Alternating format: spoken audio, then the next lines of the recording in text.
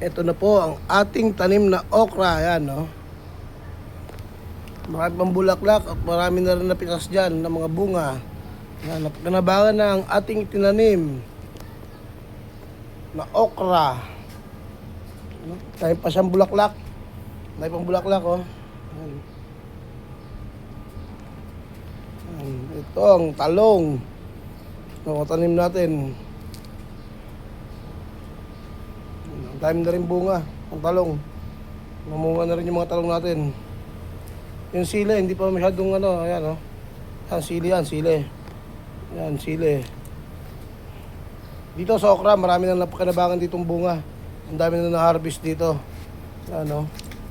Meron ulit ng mga bagong sibol na bunga. Right. Ano? Tropa, kamusta dyan? Nagawa mo dyan? Tahimik ka.